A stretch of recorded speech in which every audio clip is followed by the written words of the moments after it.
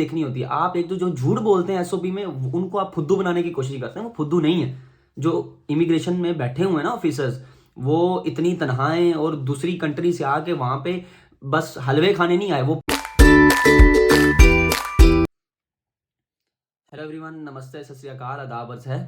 Hope you people are doing well and welcome back to my YouTube channel hi vlogs. आज मैं फिर एक थोड़ी सी इंफॉर्मेशन और एडवाइस लेके आया हूँ आपके लिए, क्योंकि बहुत सारे लोगों के वीज़ा रिजेक्ट हो रहे हैं, वीज़ा रिजेक्शंस आ रही हैं, तो उनके पीछे मेन रीजंस क्या हैं और आपको क्या करना चाहिए। आखिर जब आपका वीज़ा रिजेक्ट हो जाए तब आप क्या कर सकते हैं, एक एडवाइस भी दूंगा, तो आखिर तक बने रहिए। तो सबसे पहले मैं बात करता हूँ कि वीज़ा रिजेक्शन जो प्रोफेशनली वो वीज़ा रिफ्यूज़ जब होता है तो वो मेल भेजते हैं, उन पर लिखते क्या हैं।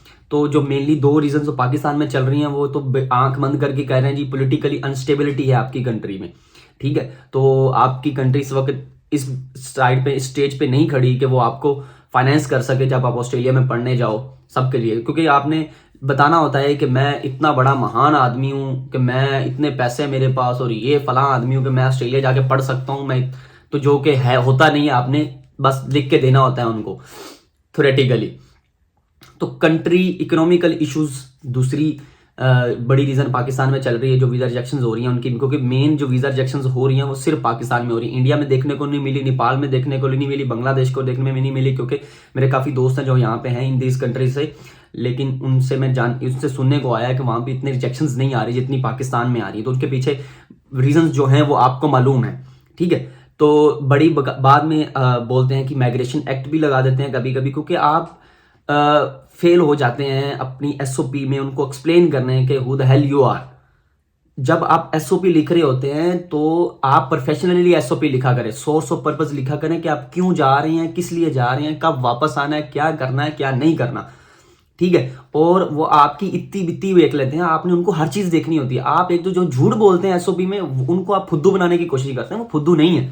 जो इमिग्रेशन में बैठे हुए हैं ना ऑफिसर्स, वो इतनी तनख्वाहें और दूसरी कंट्री से आके वहां पे बस हलवे खाने नहीं आए। वो पाकिस्तानी नहीं है, वो देसी नहीं है, वो अंग्रेज हैं।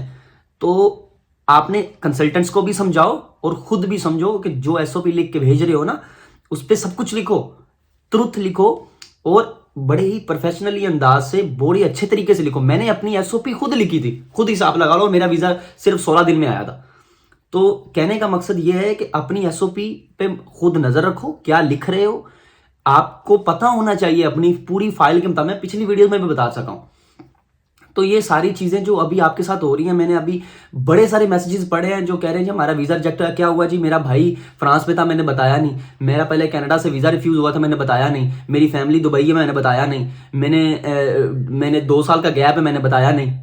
तो भाई डेटे चेंज करके सब कुछ करके अगले बंदे को फुद्दू बनाने की कोशिश करोगे तो वो फुद्दू नहीं बनेगा, ठीक है। मैं ये sorry about my language, but आपको ये चीजें समझनी चाहिए कि हो क्या रहा है आपके साथ। अब अगर रिजेक्ट हो गया, आपने चवल मार लिए, ठीक है, तो अब आपने करना क्या है, अब आगे नेक्स्ट स्टेप क्या है, क्योंकि हो गया। देख ले जो 5 इंग्लिश स्पीकिंग कंट्रीज है ना, जिसमें अमेरिका, बर्तानिया, कनाडा, न्यूजीलैंड और ऑस्ट्रेलिया, ये 5 कंट्री में अगर आपका कहीं से भी किसी भी कंट्री से वीजा रिजेक्ट हो गया तो ये मत भूलें कि आप समझें कि मैं जनाबे वाली एक से वीजा रिजेक्ट हो गया तो मैं दूसरे को बताता ही नहीं हूं, तो मैं वीजा अप्लाई कर देता हूं। जो कि कंसल्टेंट करते हैं, जो अनप्रोफेशनल, जो रजिस्टर्ड माइग्रेंट्स एजेंट होते ही नहीं है, उनको पता ही नहीं होता, वो बताते ही नहीं कि हमारा जी बच्चे का कनाडा से वीजा रिफ्यूज हुआ, ऑस्ट्रेलिया में अप्लाई करा, उसका वीजा रिजेक्ट फिर रिजेक्ट होकर आ जाता है। वो उनको पता होता है ये जो 5 इंग्लिश स्पीकिंग कंट्रीज हैं ये इंफॉर्मेशन शेयर करते हैं।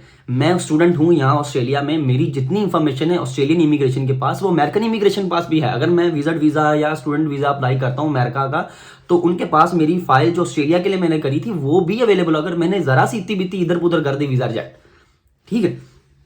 तो आपने करना क्या है, सच बोलें, दूसरी दफा भी करना है अप्लाई तो अच्छी यूनिवर्सिटी, अच्छा कोर्स, अच्छी जगह, ताकि उनको फील हो कि बंदा क्यूरियस है। जब आप वो आपसे पूछते हैं कि ये यूनिवर्सिटी क्यों, ये सिटी क्यों, ये कंट्री क्यों, देन अच्छे अल्फाज में बताएं जो आपकी बैकग्राउंड को, जो आपकी पिछली लाइफ को भी रिप्रेजेंट करता हो, ठीक है। पीछे आपने सारी जिंदगी सोशल वर्किंग नहीं करी, उधर आप लिख देते हैं जी मैं जाना चाहता हूं, वहां डाइवर्सिटी है, वहां पे लोग हैं, लर्निंग को मिलेगा, वो देखते हैं पीछे तुमने कख नहीं करा, ठीक है, तो ये सारी चीजें समझने वाली हैं। तो अगर एक कंट्री से हो जाता है, 2 दफा अप्लाई करा, दूसरी दफा रिजेक्ट हो जाता है, तो ये ना समझो कि मेरी जिंदगी तबाह होगी, अब मोटिवेशन लूज कर देते हैं जी, मैं कुछ नहीं कर सकता, मैं मर गया।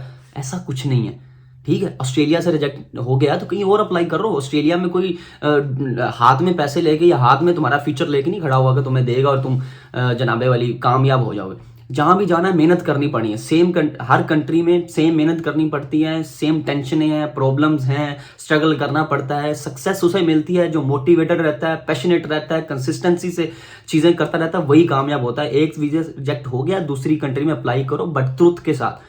अपने बारे में झूठ मत बोलो। जो आपका डॉक्यूमेंटल मतलब डॉक्यूमेंट्स में मौजूद है उसके बारे में झूठ मत बोलो। आपका ब्रदर कहीं भी है, उसने जो कुछ भी करा, आपकी फैमिली कहीं भी है, आपकी फैमिली बैकग्राउंड कहीं भी है, जो भी है, हालांकि आप फाइनेंस के जो फाइनेंशियल डॉक्यूमेंट्स देते हैं उसमें आपने इतनी बिती करनी होती है, लेकिन वो डॉक्यूमेंटल तो नहीं है। मतलब वो आपने उससे पहले तो किसी को नहीं ना बताया। आपका भाई बाहर गया तो बाहर जाने का मतलब है आपने इमिग्रेशन को पहले बताया कि आपका भाई बाहर गया, आपने अपने फाइनेंशियल डॉक्यूमेंट्स के बारे में तो नहीं बताया।